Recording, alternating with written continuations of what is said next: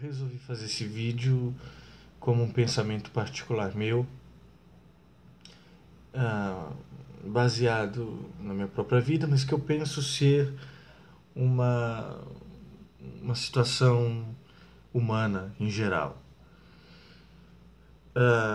É muito mais benéfico, muito mais saudável pensar pelo caminho da estética e da ética do que pelo caminho da norma, da moral, da regra. Porque, como diria o Nietzsche, né? Essa moral, sobretudo cristã, falando em nossos termos ocidentais, ela tolhe o ser humano. As morais e as normas religiosas, todas elas possuem sempre um cerceamento do ser humano, da potência do ser humano, da energia do ser humano, da força de vontade do ser humano, da sua vocação, dos seus talentos. E isso gera patologias, né? Então, é muito simples fazer um estudo a respeito disso, um estudo crítico, porque toda norma, toda moral, toda regra é sempre um assunto de poder religioso, político, social, familiar, etc. Para que você fique abaixo, para que você seja visto de uma forma errada, para que você jogue toda a sua força, seu poder em alguma outra coisa externa, no céu, não sei onde, mas nunca em você, nunca em você. Há certas doutrinas e religiões e filosofias orientais, sobretudo as mais primitivas, por exemplo, o budismo mais antigo, as práticas de yoga mais antigo e os gurus mais ancestrais, já sabiam que é tudo na gente, né? A ciência depois, com a psicologia, com todo o desenvolvimento já no século XX, começou a voltar para o ser humano. Assim como os gregos antigos já sabiam que o ser humano está tudo no ser humano, e a Renascença depois, contrapondo com o pensamento medieval, também traz isso. Então, está tudo na gente. Não quer dizer que esse tudo na gente negue a natureza e o externo, que tem a sua importância também. Mas, por exemplo, para dar um exemplo bem concreto disso de ética, estética e ética versus norma, moral e regra, por exemplo, um filme que sempre me impactou, Noites de Cabiria, do Fellini. Aquela cena final, o filme todo que acaba desaguando naquela cena.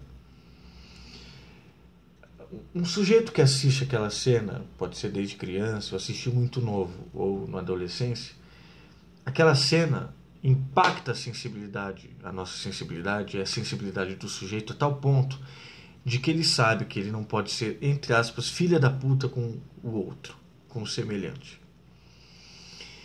Quer dizer, já não tem nenhuma norma, não tem a regra, não tem a moral. É um produto humano de estética, de fator estética, em que a sua sensibilidade é impactada e você tem um sentimento estético, de catarse, qualquer coisa assim. A gente tem lendo um poema, lendo uma prosa, assistindo um filme, uma pintura, ouvindo uma música, assistindo uma peça, quer dizer, fruindo com a arte.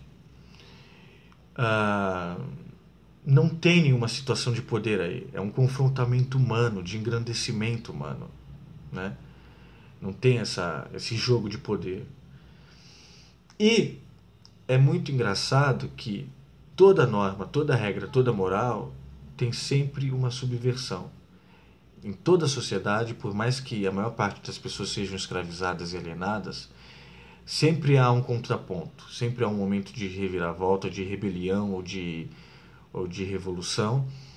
E mesmo que demore estes momentos, sempre há pessoas e grupos de pessoas que subvertem, que são subversivos à norma, à regra, à moral.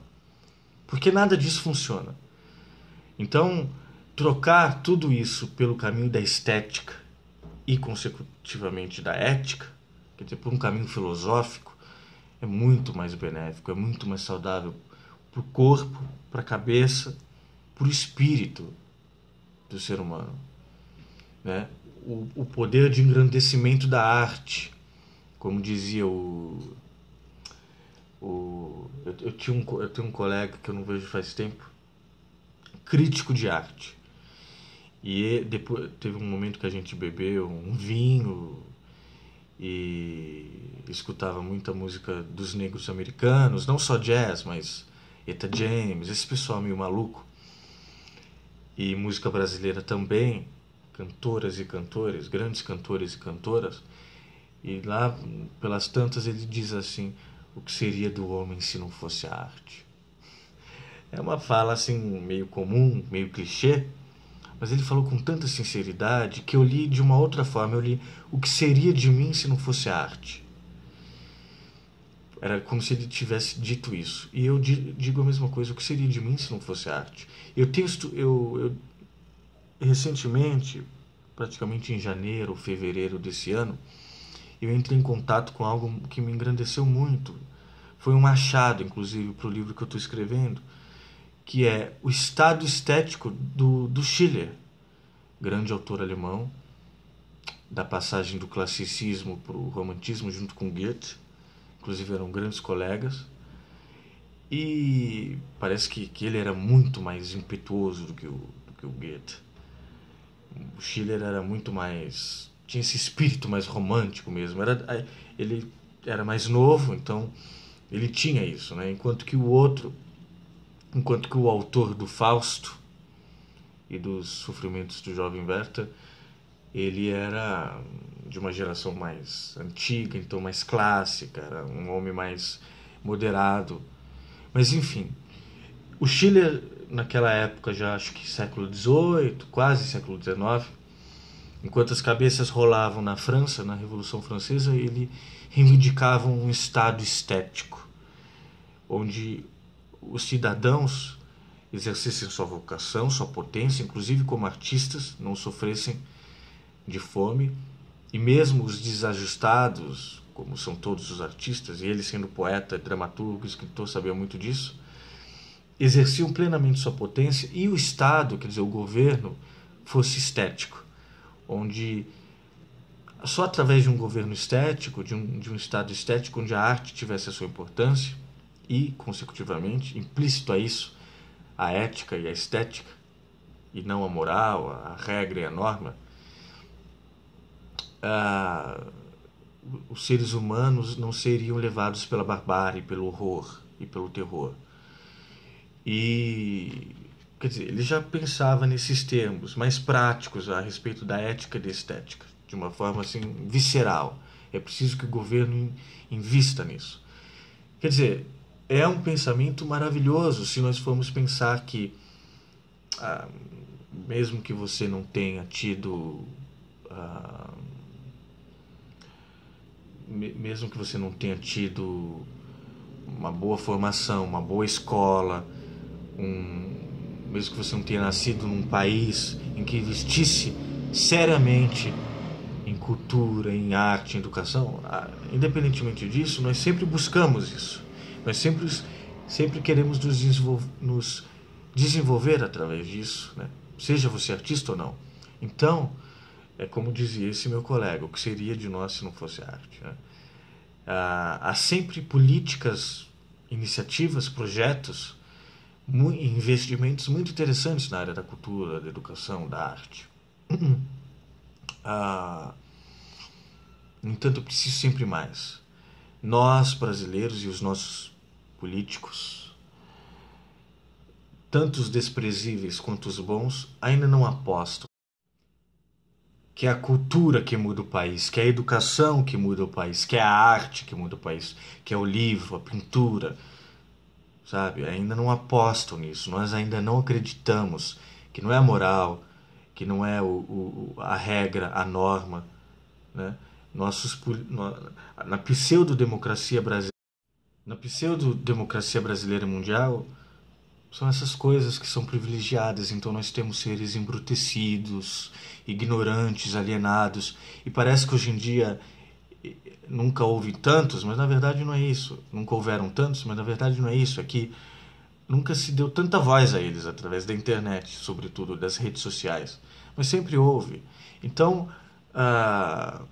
eu acredito que é sintomático e é importante esses investimentos políticos,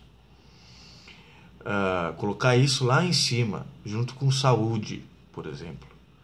E independentemente se é feito, se foi, se não foi, não interessa. Cada um de nós também procura isso, se expressa e procura a arte. O que seria de nós se não fosse arte? Então vamos trocar norma, moral, regra por estética, por ética, por filosofia, por engrandecimento da potência e da vocação humana. Então, esse vídeo tem esse propósito.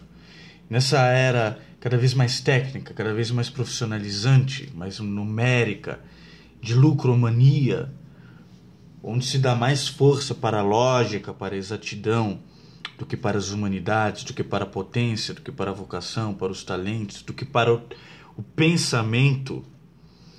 Uma era onde o ser humano se perde dentro de novas normas, novas regras, novas morais, que serão sempre frágeis e subvertidas, porque é preciso sempre um equilíbrio psíquico numa sociedade. Numa era de embrutecimento, de ódio social, de grandes reviravoltas mundiais, numa era de gado, de alienação, de neofascismo e de fobias às diversidades, todas elas. Então, nessa era, eu me pretendo incomodar um pouco. E esse vídeo pretende, inclusive, dizer, insistir sempre, de uma forma veemente, na formação humana, que ainda é importante, né? O pensamento, a formação humana, o questionamento humano, ainda é a coisa mais importante do mundo, maravilhosa, necessária e importante. Importante.